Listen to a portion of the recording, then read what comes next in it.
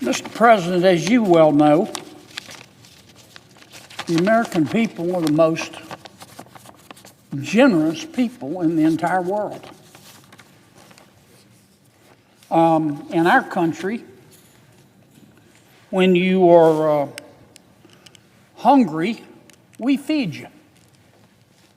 When you are homeless, we house you. When you're too poor to be sick, we'll pay for your doctor. We spend trillions of dollars a year helping our friends and neighbors who are less fortunate than we are. And that's rare in this world. I've been all over our wonderful world. You have too, Mr. President. And in many countries, if you get down on your luck, they'll let you die in a ditch. But not in America. Not in America. We take care of our fellow citizens. But it's expensive. We spend trillions of dollars a year to do this.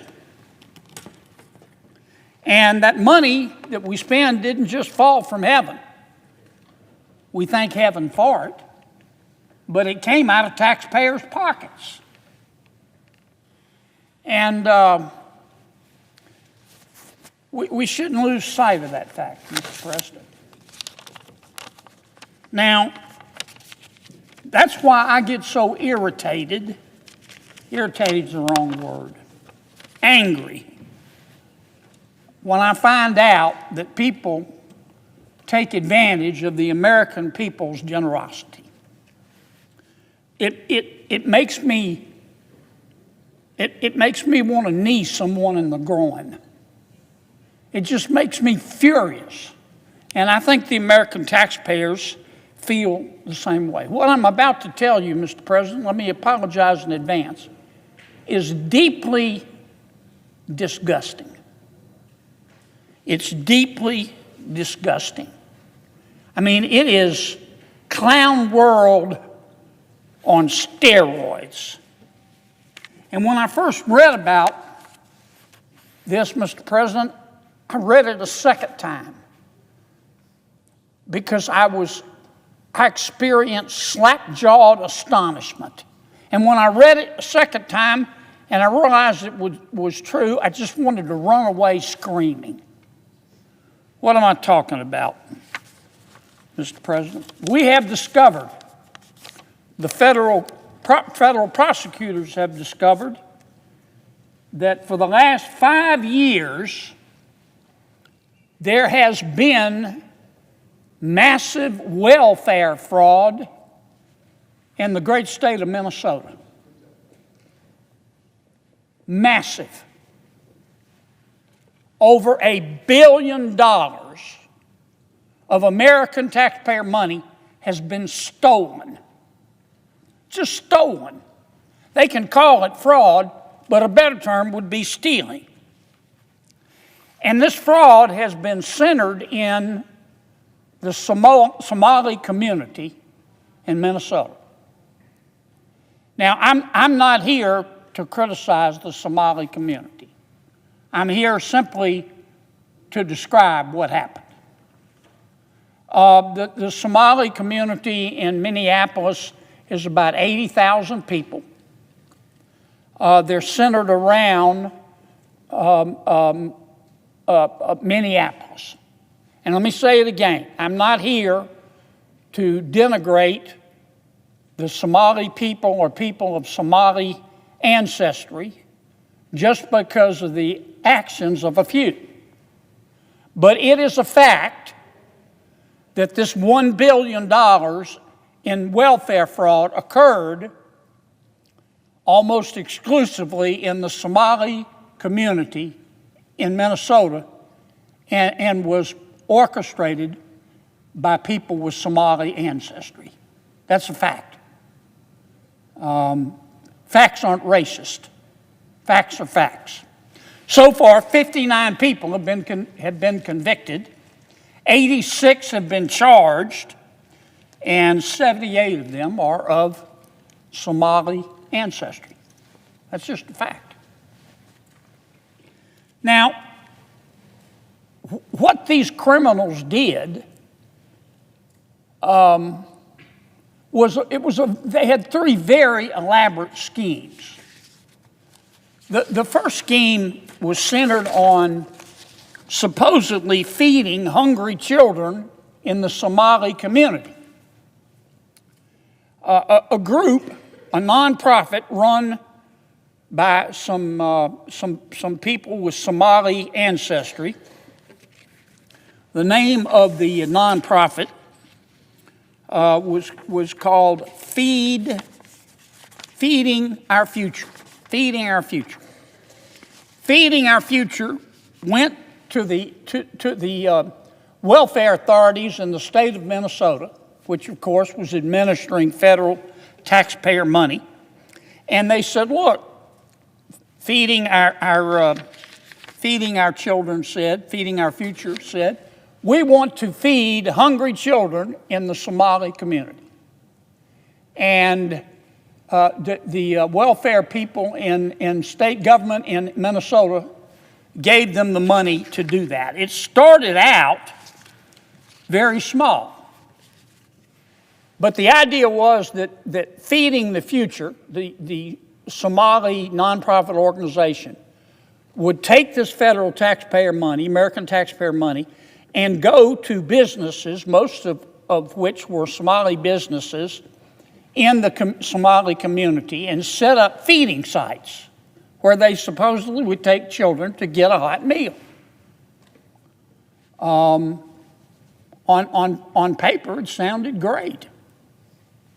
As I say, it started out very, very small, just a few $1 million. But eventually, it got bigger and bigger and bigger. And more businesses in the Somali community signed up to be feeding sites. And Feeding Our Future, the Somali nonprofit, kept going back to the Social Services Department in Minnesota saying, "We need more money, we need more money."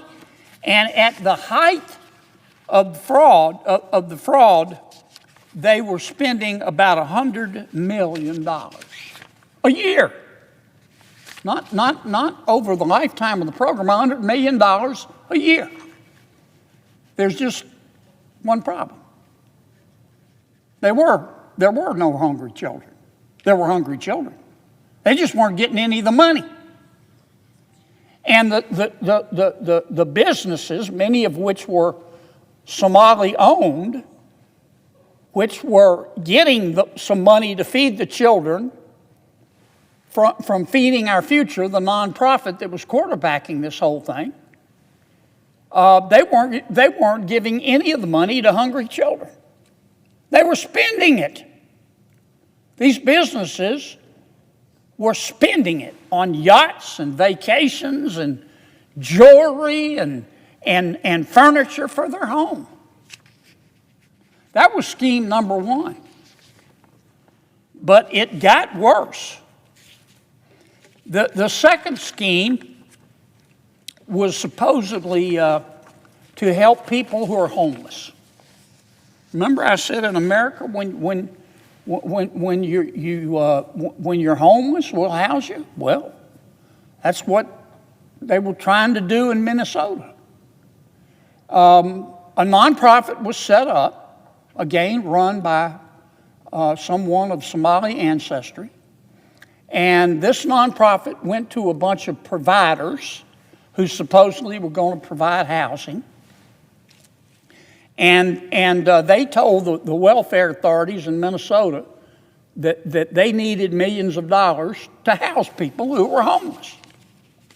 And once again, the program started out small. When they started it in 2020, these crooks started it in 2020, they said, we only need $2.6 million.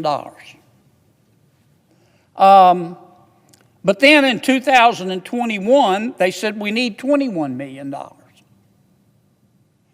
And in the following years, they said we need $42 million the next year, then $74 million to feed or rather to house the homeless, than $104 million a year.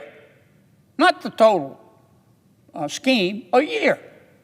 There's just one problem. None of the money was going for housing. None of the money was going to help people who were homeless.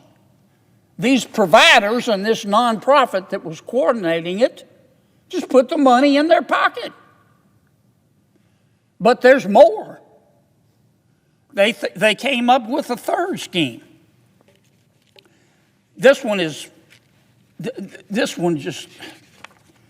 makes you want to throw up in a potted plant. This one's centered around autistic children.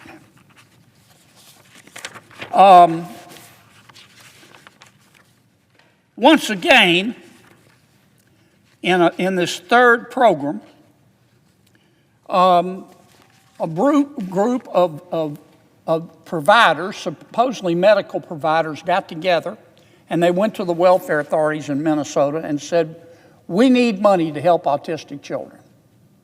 You say, well, that's a wonderful thing to do. And then these providers, once the welfare department at the state government in Minnesota gave them the okay, they went out and started recruiting autistic children. You say, well, okay, we have to get the word out somehow. But they couldn't find very many autistic children. So they started going to parents in the Somali community and saying, can we call your child autistic? Can we certify that your child is autistic? If you'll let us do that, we'll pay you a bribe. Anywhere from $400 to $1,500 a child. Now, once again, the program, it didn't start big. These were sophisticated crooks. And its leader was a woman by the name of Asha Farban Hassan. She was also in, by the way, on the feeding of the children scam as well. And as best we can tell, they approached parents only in the Somali community. But once again, they couldn't find enough autistic children, so they bribed many parents in the community, gave them money to certify that their children were autistic. In the first year, they were clever. They only asked for $3 million. The second year, in 2019, they asked for $54 million. Then in 2020, they went up to $77 million. And then in 2021, they really got greedy. They went to $183 million. And in 22, $280 million. And in 2023, $400 million. All total, in these three fraud schemes, these crooks stole $1 billion of taxpayer money. And here's I started to say worst part, but let me amend it. Equally bad part. You say, well, hello, how could this happen? Why didn't the people in the Department of Social Services and the Welfare Department in state government, when they saw these claims arising, why didn't they say something? Didn't they go out and check these businesses that were supposedly sites to feed homeless children? Didn't they go talk to some of the children and their parents to see if some of the children really were autistic? Didn't the state authorities go out and say, can you show us one of the homes that you're providing to the homeless people? After all, we're spending $1 billion. They didn't. Because the politicians wouldn't let them. And the crooks who were setting all this up, they're pretty smart. I'll give you one example. Remember I talked about the nonprofit involved in feeding the so-called hungry children, called Feeding the Future. The rank and file employees in the welfare office started getting suspicious when the claims went up, and they contacted Feeding Our Future. And they said, hey, what's going on here? You know, we're going to start cutting off these claims because it's getting a little bit expensive. And you know what Feeding Our Future did? They threatened the employees. They said, if you cut off our money, they sent them an email, and they did it by phone. They told the state agency that failing to promptly approve new applicants from minority-owned businesses would result in a lawsuit, feeding accusations of racism that would be sprawled across the news. Feeding Our Futures went to the state and said, if you stop giving us this money, we're going to call you racist and we're going to sue you. And you don't want to be in the news. Now, here's what, and you say, well, why didn't the employees do something? They did. They told the people higher up, the people with the flags in their office. And you know what they did? Nothing. You know why? Well, here's what the legislative auditor in Minnesota said. He said that the threat of litigation and the negative press affected how the state politicians use their regulatory power. And here's what a fraud investigator in the Attorney General's office said. She said, there is a perception that, I'm quoting now, that forcefully tackling this issue would cause political backlash from the Somali community, which is a core voting bloc for Democrats.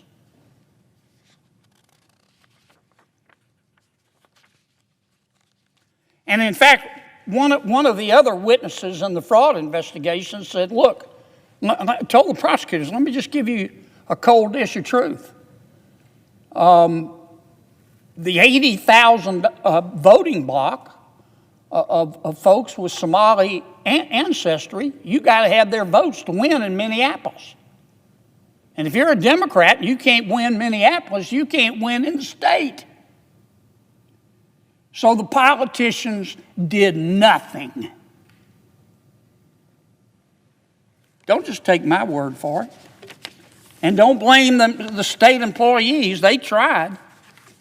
In fact, recently the state employees, they just said, look, we've had enough.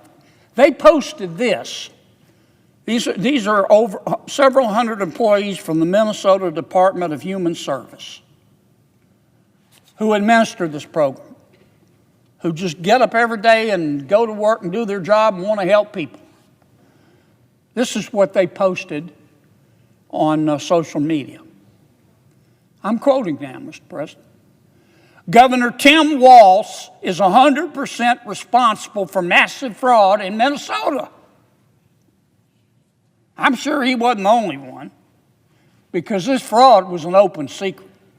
But I'm quoting from what the employee said. Governor Tim Walz is 100% responsible for massive fraud in Minnesota. We let Tim Walz know of fraud early on. That's the employees talking. Hoping for a partnership and stopping fraud, but no, we got the opposite response.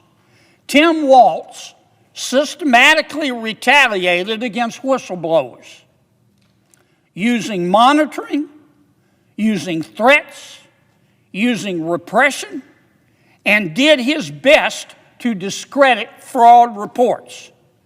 Instead of partnership, we got the full weight of retaliation by Tim Walz and an indifferent mainstream media. It's scary, isolating, and left us wondering who we can return to.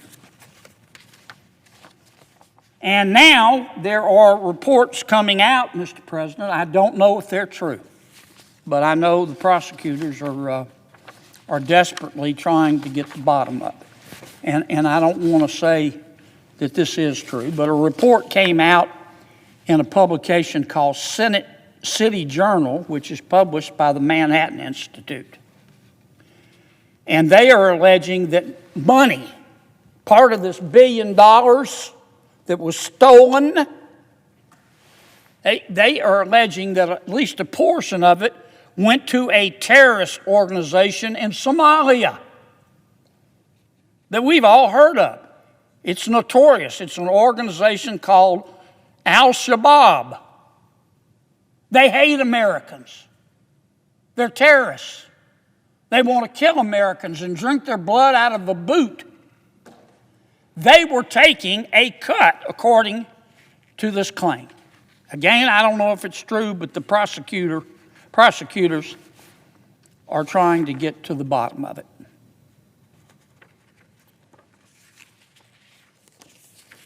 Now, there's been a lot of allegations about racism in these reports. They're saying, oh, you're just picking on the Somali community. I'm not. And I don't think the American people are. I think what they're picking on are crooks.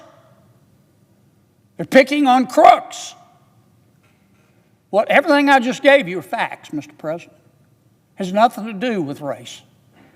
But it is a fact that these $1 billion schemes were cooked up by leaders in the Somali community in Minneapolis and in Minnesota. And it is a fact that most of the businesses that participated in this fraud and this thievery were run by people of Somali ancestry.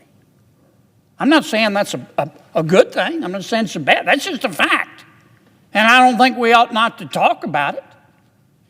And it is a fact that the kickbacks paid to parents to allow their children to be signed up as autistic, in order to get the federal taxpayer money, the parents were of Somali ancestry. It doesn't give me any pleasure to say that, but it is a fact. And it is a fact that the politicians, not the employees, the rank and file employees and the welfare offices, but the politicians in Minnesota let this happen. It is disgusting, Mr. President. Disgusting. We're trying to put together a budget right now.